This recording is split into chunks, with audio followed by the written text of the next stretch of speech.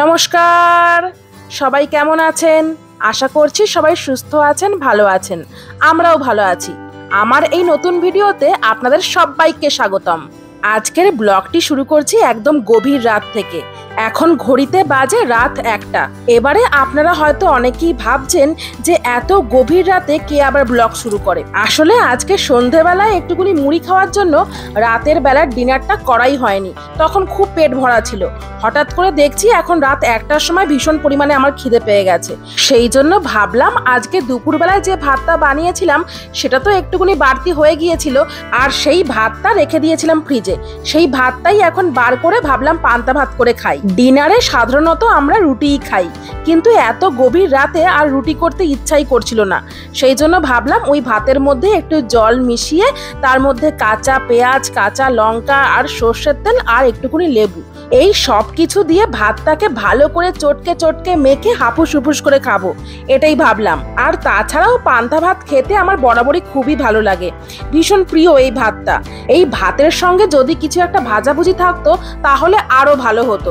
মানে ধরুন ওই পেঁয়াজি টাইপের কিছু, বা বেগুনি, বা ধরুন মাছ ভাজা, মানে এরকম ভাজাভুজি আর কি বলছি। কিন্তু এত রাতে তো এখন আর এইসব ভাজাভুজি আমি করতে পারবো না।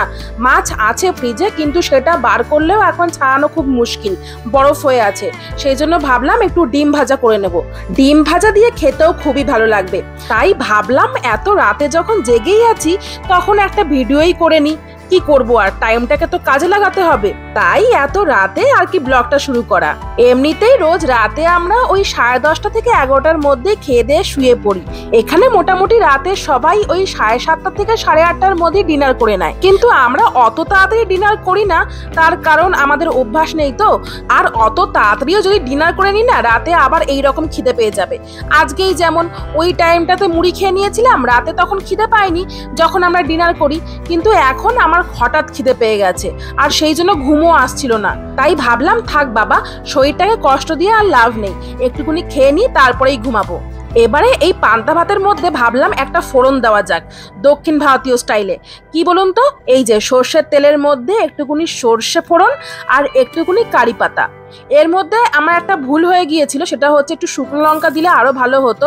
তো কোনো ব্যাপার না, পরে যখন ডিম ভাজবো ওখানে একটা শুকনো লঙ্কাও ভেজে নেব, তারপরে ভাতের সঙ্গে চটকে চটকে খাবো, হেব্বি লাগবে।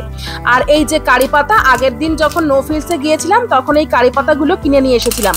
এখানে এমনিতেই কারি পাতার দাম অনেক বেশি, কিন্তু তখন দেখলাম অফার দিচ্ছিল।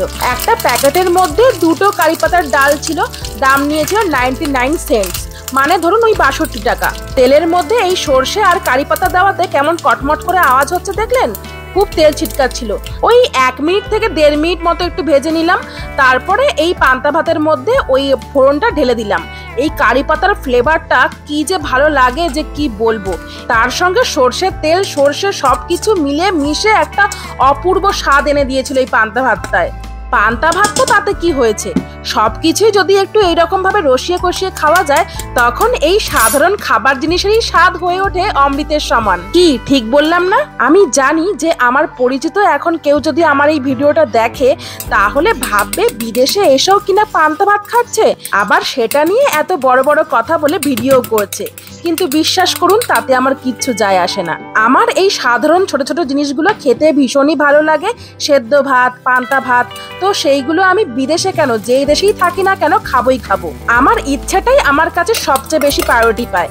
আমার যেটা যখন খেতে ইচ্ছা করে, সেটা যদি আমার সামর্থ্যের মধ্যে হয় আর হাতের কাছে থাকে, তখন আমি সেটাই খাবো। তো এবার আমি পান্তা ভাত দিয়ে খাওয়ার জন্য এই ডিমটাই ভেজে নিচ্ছি। তাড়াতাড়ি খাওয়ার জন্য এই ডিম ভাজাটাই বেস্ট হবে। আর এর সাথেই পাশে ওই তেলে একটুখানি শুকনো লঙ্কাও ভেজে নেব। ওই যে তখন বললাম না, ওই ফোড়নটার মধ্যে যদি শুকনো লঙ্কাটাও দিয়ে দিতাম তাহলে এখন আমাকে এই আলাদা করে আর শুকনো লঙ্কা ভাজতে হতো না। তখন ভুলে গিয়েছিলাম ফোড়নে দিতে, তাই জন্য এখন আলাদা করে ভেজে নিলাম। এই শুকনো লঙ্কাটা যখন ভাতের সঙ্গে মাখবো না, তখন এর ঝালটা যখন ভাতের সঙ্গে সব মিশে যাবে, তখন পান্তা ভাতের টেস্টটা যেন দ্বিগুণ বেড়ে যাবে। এদিকে গল্প করতে করতে আমার ডিম ভাজাও কমপ্লিট হয়ে গেছে। চলুন এবার ভাতের মধ্যে ডিম ভাজাটাকে রেখে দিই, আর শুকনো লঙ্কা দুটো দিয়ে ভাতটাকে ভালো করে মাখি। আবার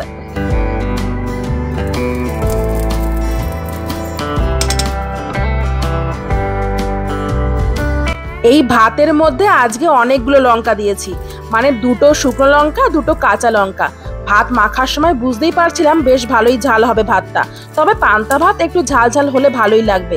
তবে এর মধ্যে আবার লেবুও দিয়েছি, তো ওই লেবু টক ভাবের জন্য অনেক সময় ঝালটা কেটে যায়। এমনিতে তো আমি খুব একটা ঝাল খেতে পারি না, রান্নায় খুব একটা ঝালও দিই না, তবে এই পান্তা ভাতের ঝালটা বেশ ভালোই লাগে। এই পান্তা ভাত খেলে না ভালো বেশ ঘুমও হয়।